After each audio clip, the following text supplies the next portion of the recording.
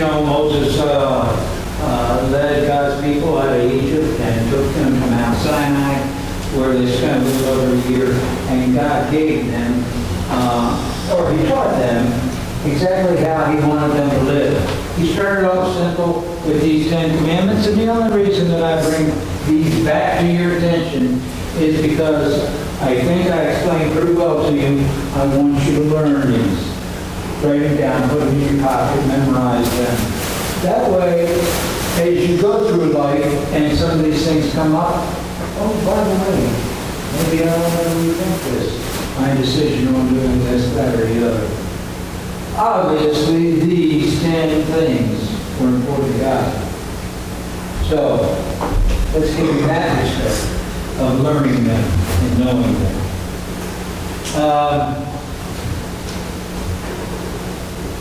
God Himself called these people, the Israelites, stiff-necked people. And He was very serious when, I don't know where he concocted that verse, those words. It's nothing that we have picked up over the years necessarily. But I can only imagine that He meant it very, very seriously. These people were a pain in the butt. They were constantly tempting God and constantly complaining. First go around to get all the way to the promised land, within a stone's throw of it, and what do? They push God's buttons again. So God just turns them around and says, you go into the wilderness and wander for about 40 years. Well, 40 years is up, and they wandered on back. And Moses has died, and he has commissioned Joshua to take over. So this is where our story picks up today. Joshua is just about to lead these people into the promised land. If you read your chapter today, I'm sure that the first thing that jumped off the pages at you, because it was repeated so many times, God told us Joshua, the other people, the Israelites, told it to Joshua, and Joshua turned around and told it to all of them, and he said simply, be strong and courageous. You read in the power worship this morning. Now you got to understand that for the last 40 years, these people in the wilderness have been doing only one thing, and that is learning the art of warfare. That's what they've been being taught for the last 40 years.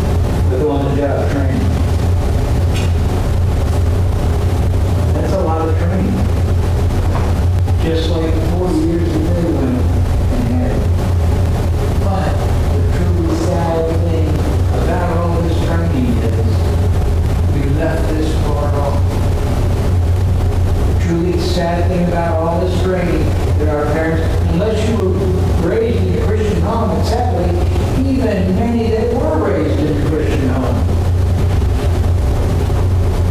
They experience all this training and believing that it is all about them, all about their strength, all about how courageous they are. We need to be raising our children in the next generation to believe this. We need them to understand that no, the way it's being taught is not right. We have to believe this. We have to be taught this. This is ever so important. Be strong in your faith and courageous in God's will. It's huge. Now you may be sitting there thinking or saying to yourself, well, I missed the boat with my kids. And quite frankly, I'm not sure I ever picked up on this. Guess what? It was God who said, you can't teach an old dog new tricks. So learn this. Write this down. Make this a part of your life. This is huge. It is perhaps the biggest thing that comes out of this chapter today. Be strong in your faith and courageous in God's abilities.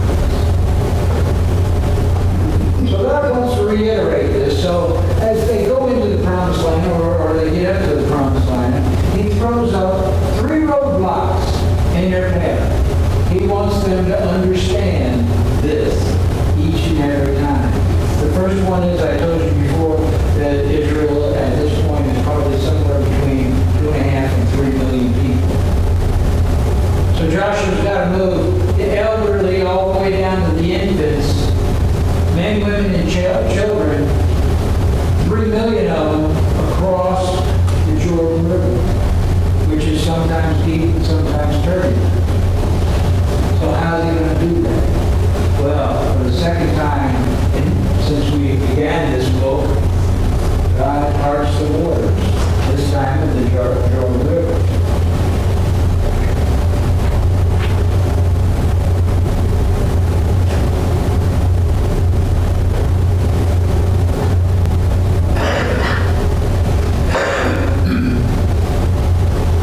God wanted everybody to understand that it was Him who could part the water, not them. Second roadblock they put up is my all-time favorite. Immediately after everybody gets on the other side of the Jordan River and they settle down, God goes to Joshua and says, oh, by the way, I think it's time for us to catch up on our circumstances, which apparently they had been lacking in the last 40 years or so. I think this is hysterical. If you read the chapter, you saw the words from the author in his footnotes. I couldn't put it any better. It says this: for a few painful days, the only able-bodied people in the camp were females. These were great warriors. I spent the last 40 years preparing myself to take on giants. And then God does this. Oh, by the way, just a thought here. Many times in our lives have we prepared ourselves, and we felt strong, and we felt courageous, and we were about to attack a project, and God says, I think it's about time I do a little humbling walk in His or her way. After a lot of my life, I know God wants you to be strong, in faith, courageous, in His ability.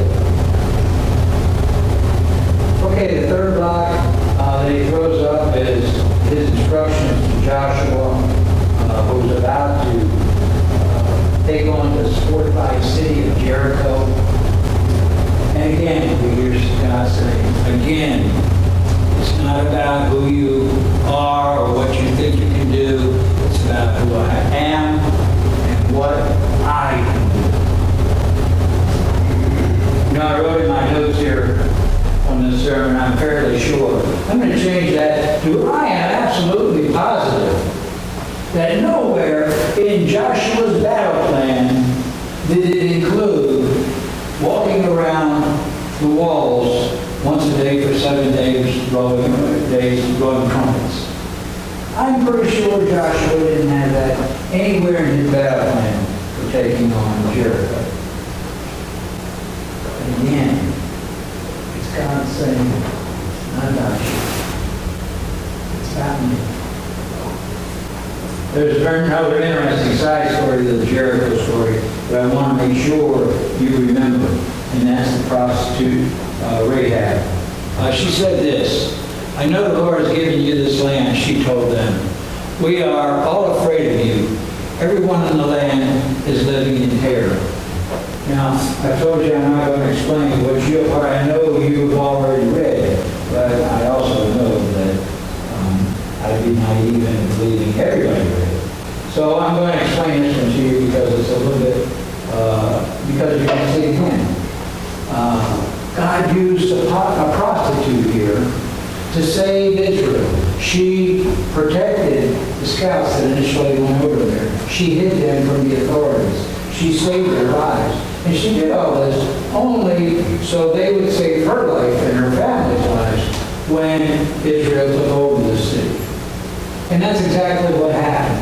And then Rahab and her family then became a part or lived among the Israelites at that time.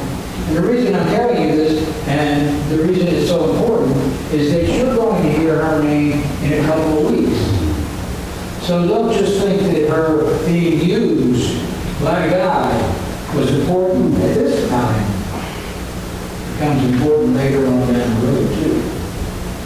God's working his other story.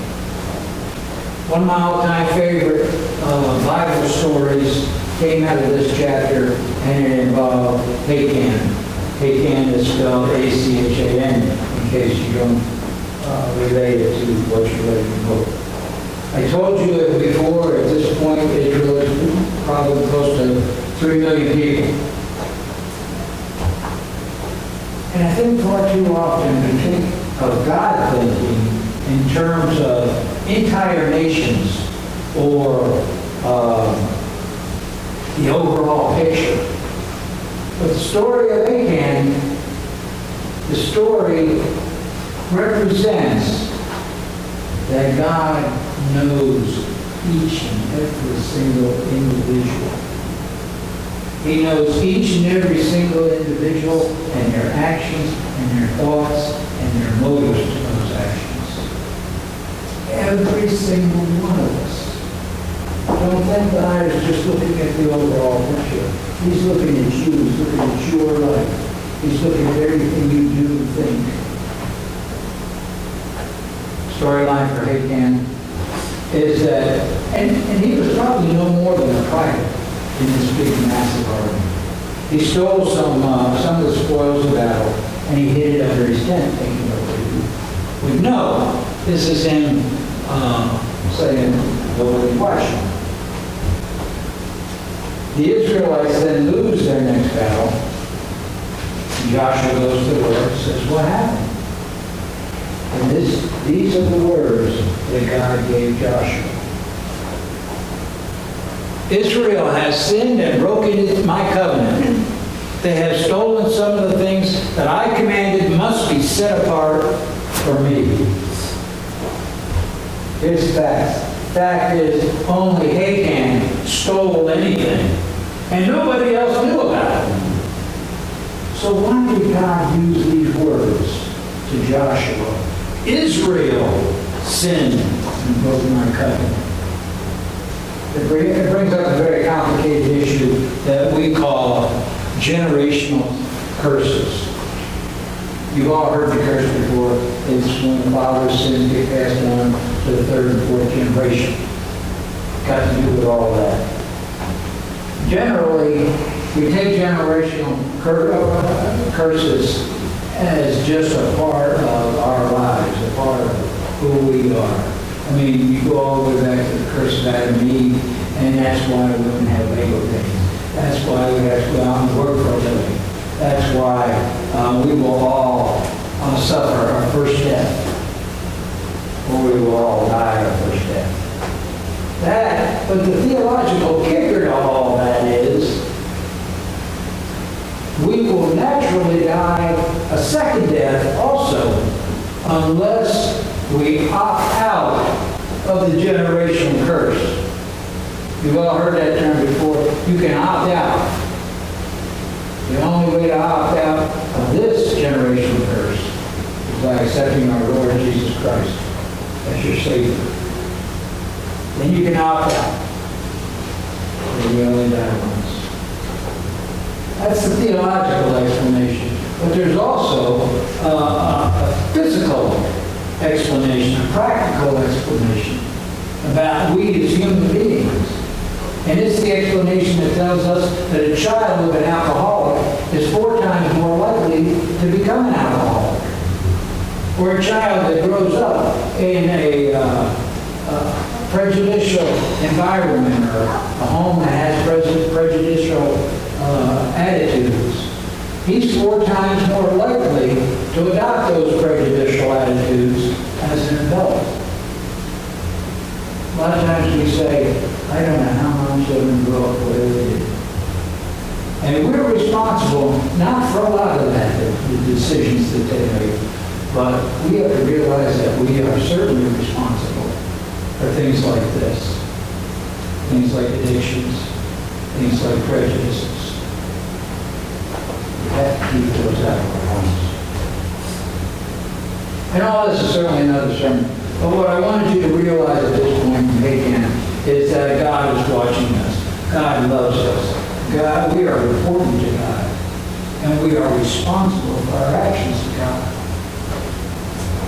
God knows every one of our actions, every one of our thoughts, and every one of our motives. So just a couple more quick lessons before we finish up today. We are busy people. I know we're busy people. I'm a busy person. I get up early in the morning and I work till late at night until I go to sleep.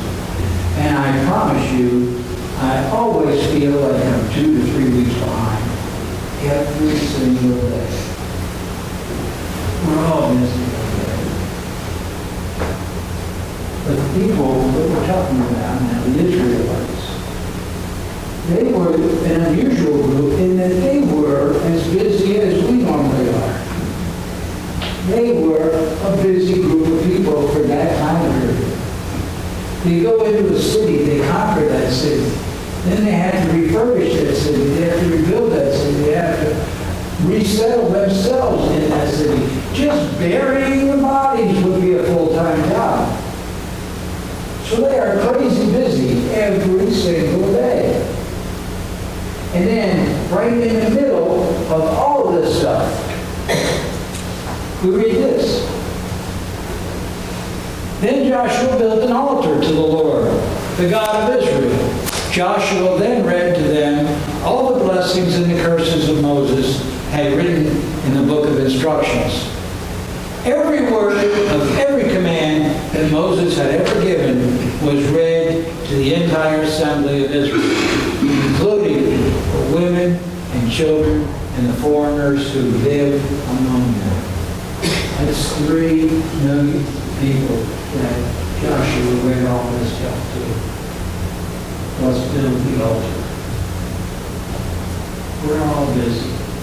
Every one of us is busy with this thing we call life. But we have got to, we must take time to worship. Take time to come to church, to worship in church, to fellowship in church. Take time to be the hands and feet of Jesus Christ. Take time to allow other people to see Jesus living in us. It's huge. You have to allow that time. Now, the last lesson I want to tell you about is, I hope you read your book or you're not going to understand this. Otherwise, we take a lesson from Joshua learned from Gideon and that contract that they made. Before you take any step in any direction, offer that step to the Lord in prayer first. I don't care if you're doing the dishes. I don't care if you're vacuuming the floor, walk across the driveway and get your machine at work. Well, what you doing? It doesn't make any difference. If you just stop for a second, you don't even have to stop for a second. Always bring God into what it is that you're about to do. In prayer for somebody else, just offering whatever it is up to the suffering of our Lord Jesus. It really doesn't matter what you say. That's called continual prayer. It's called continuous prayer. We read it in the Bible. I've told you before. You used to see me wear these beads. For years you saw me wear those beads. It takes years to learn to do this. You're not going to get this overnight. But if you practice it, if you keep at it, if you go, all day long learning to practice talking to God. And I promise you, what will happen if you offer that step up, even now, if you offer that step up, that you're about to do something, offer that to God. I promise you, it's a surefire way that you will know that God is directing the path of that project. See, that's what Joshua forgot when he made his contract with you. So he had to live with the consequences. If we offer up that project to God, He'll direct its path for us. Amen. Amen.